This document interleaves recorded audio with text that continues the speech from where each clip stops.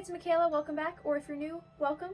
Today is Halloween, so happy Halloween. As you can see, I've got my costume. I am a vampire. Could you tell by the cape? Maybe by my teeth?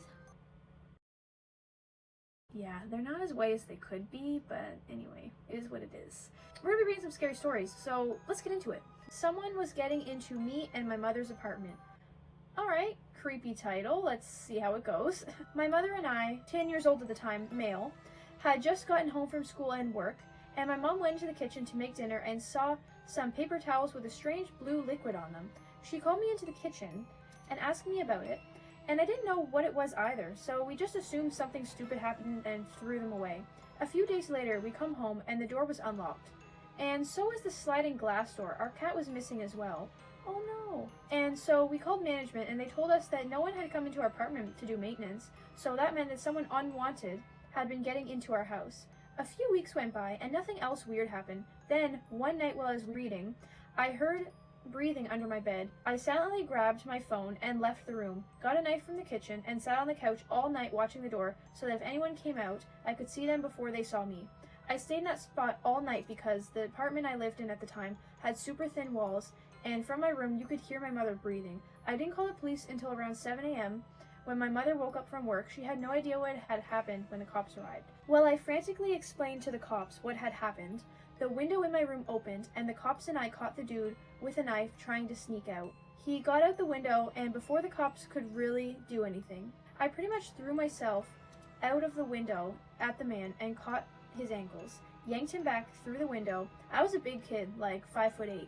Dang, taller than me, and I'm an adult. Where he broke his front 2 teeth on the ledge. The cops arrested the man and found rope, lube, a ripped condom, and the previously mentioned knife.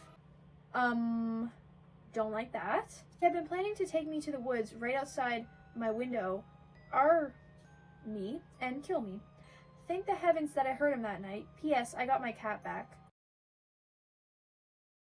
Wow, there's a lot to unpack here. So this dude that broke into their house was gonna take this child, a 10-year-old, to the woods, do inappropriate things, obviously without his consent. He's 10, and even if he wasn't, like, still, and then kill him.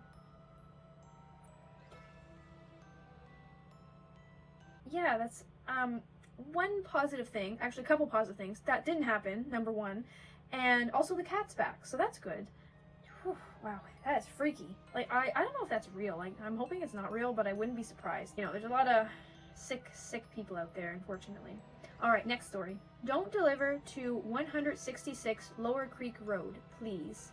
Okay, we're not delivering there. Why are we not delivering there? If you do DoorDash, I almost did that. Do not deliver to 166 Lower Creek Road. If you get that address, please cancel immediately. Ignore the high tip, it's not worth it. I haven't been DoorDashing long. I think it's been 2 months since I started, and now I'm writing this submission from the trunk of my car. Oh, okay, wow. Is this real? Why am I writing this instead of calling the cops? Well, because I've already called 911 and the dispatcher laughed and hung up. According to her, 166 Lower Creek Road doesn't exist, and they get a prank call about that address every other night. Heck, she even said that the Lower Creek Road has been closed for years. So I'm writing my story on here because you all will believe me. I was in the last 10 minutes of a 4-hour shift with DoorDash. When I saw that it was 10:50 p.m., I decided to call it a night and head home. I then attempted to end my dash, but a new order popped up. Go to McDonald's. The pay showed $50. The pay is usually $10 at the highest. I couldn't say no. I was already close to McDonald's, and it didn't take long to get there. Once inside, the cashier informed me that there wasn't a DoorDash order with the order number I had. I looked at the items and ordered, and it was just an iced water and nothing else. $50 pay for an iced water? Whatever, I'll take it. The cashier laughed at the order and handed over a large styrofoam cup of water. She informed me they get an order like this every other night. As I walked back to my car, I felt very weird about this order. My gut told me to cancel, but I had already left the store with the item. The delivery address was only 3.5 miles out, or 3.5. And I reminded myself on the high payout, money that I really needed. So I pulled out onto the highway and made my way to Lower Creek Road. In no time, the GPS had me on a heavily wooded dirt road. It was very curvy and hard to navigate in the dark. My paranoia had me seeing things out of the corner of my eyes. I pressed on. After what felt like an eternity, the GPS said aloud, "Turn left onto Lower Creek Road in a 1/4 mile." Once at the road, there wasn't any road sign, but I made the left anyway. Your destination will be on your right in 1 mile, the GPS said. Off the bat, I noticed none of the mailbox numbers started with a 1. They all started with a 6. And if the road was like any other, then the actual address of my destination was 666 Lower Creek Road.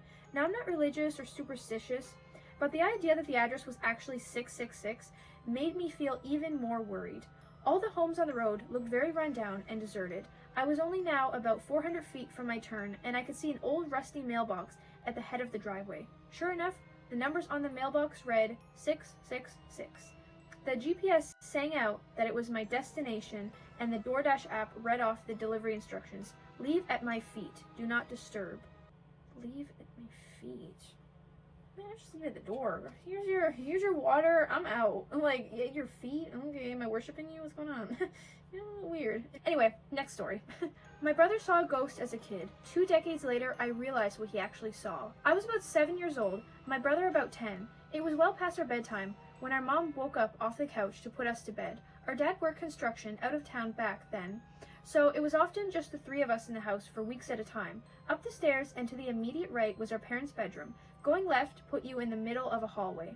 Taking another left down that hallway led to my brother's room. The opposite end was my room, which was also across the hall from our upstairs bathroom. At either end of the hallway are windowed doors we usually kept locked and rarely used. The door at my end led to a balcony overlooking our front yard, and the door on my brother's end opened to our back porch. The house kind of leans into a small hill. My brother and mom both had a habit of waking up in the middle of the night to use the bathroom. I only knew this because I was always a light sleeper, and they just couldn't help flushing with the door wide open. This night, however, my brother stopped on his way to his room and came back towards the bathroom. I'm going to try to pee before I go to bed. The past few nights, I've been too afraid to walk to the bathroom. I keep seeing a man wearing stripes at the end of the hallway. I don't know if my mom wrote it off as my brother telling ghost stories to try to scare me, or if she was already half asleep and didn't catch it, but she didn't react at all to my brother's confession. I, on the other hand, was terrified by it. The fear of seeing a ghost like that at the end of the hallway or through the windows is the reason I started running from the stairs to my bedroom at night. Years later, when I was about 18, my mom and I were having a conversation in her car about a dog we had for a very short time when I was little. We were sharing stories about Max's tendency towards destroying my shoes and other unruly behaviors when my mom blurted out, "Do you remember that time I opened the front door for the cops and Max ran inside to the kitchen and I started tearing open that big bag of dog food we had?"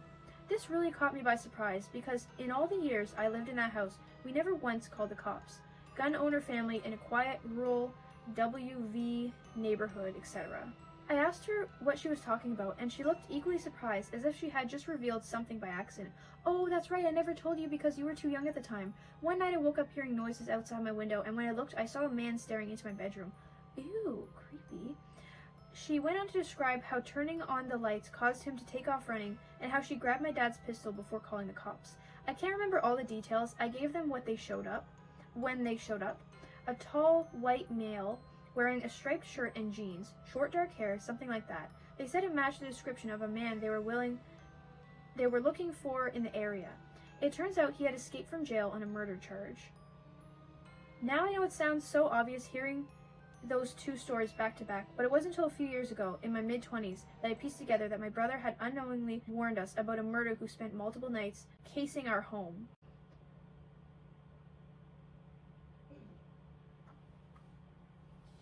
Oh my. Dang. Okay. That's lovely. So, there was a murder in their house?